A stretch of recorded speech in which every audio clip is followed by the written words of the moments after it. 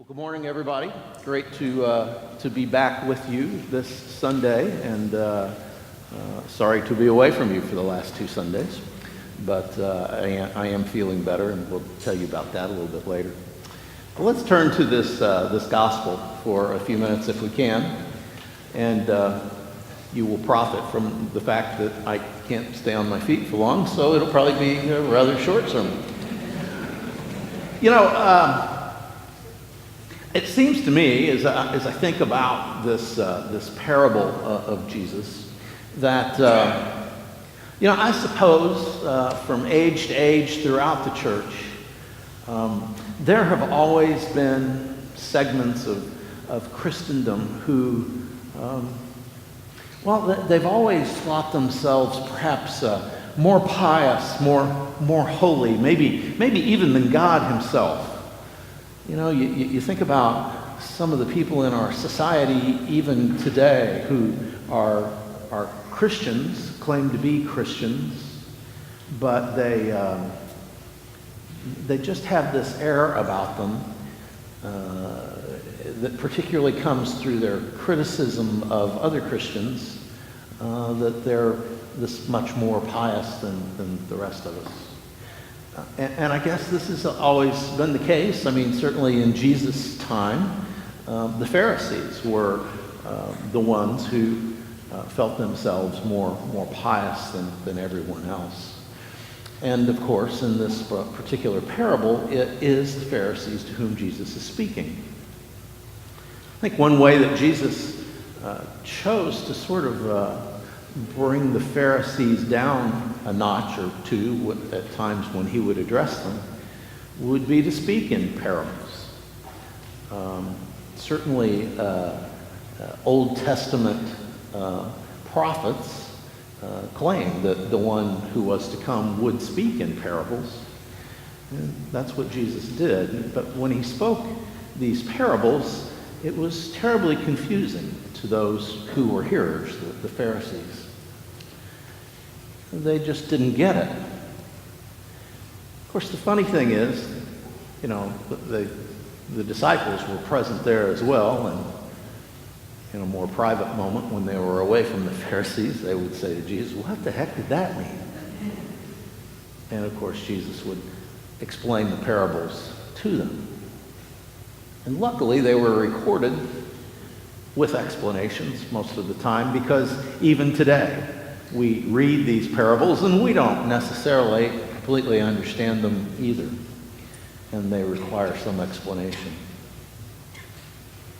You know, one of the things that gets lost in translation in this parable actually is the word weed or weeds.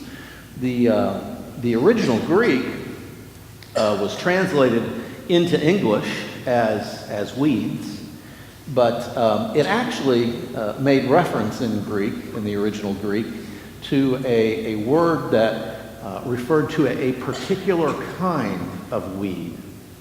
It was a weed that looked, when it came up, it looked exactly like wheat. And so it was impossible until after the field had grown for a few months for the untrained eye to be able to spot which was wheat and which was weed.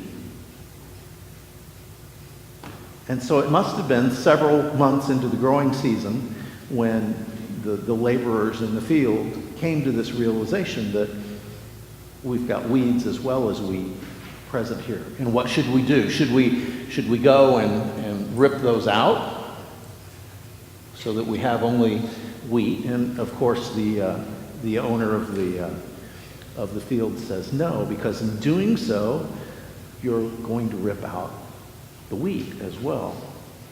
So we're going to wait, and we're going to collect the harvest later. We're going to first take the weeds out when we can tell the difference between the wheat and the weeds a little better.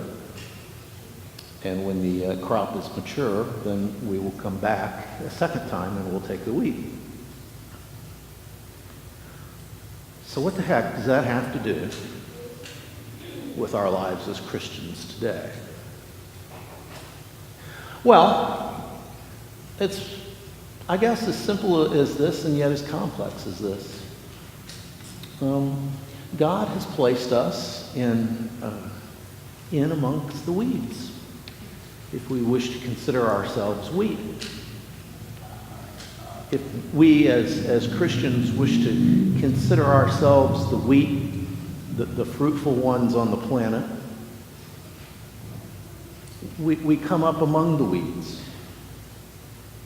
Of course, any one of us really can be a weed one day and wheat the next. I'm certainly good at that. I was sharing with our brotherhood at their breakfast yesterday my ability to do that at times and to be less than the person that I know that God called me to be. So God is actually gracious in allowing us to grow among the weeds, to be perhaps transformed from a weed to wheat.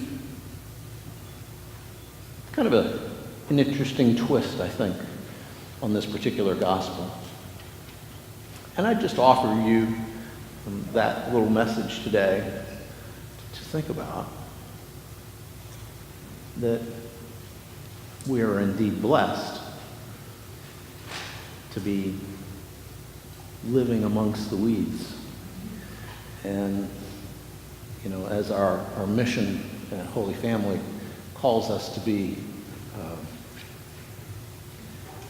the hands and feet of Jesus in the world, it's our opportunity to help change some of the wheat to actually a useful crop.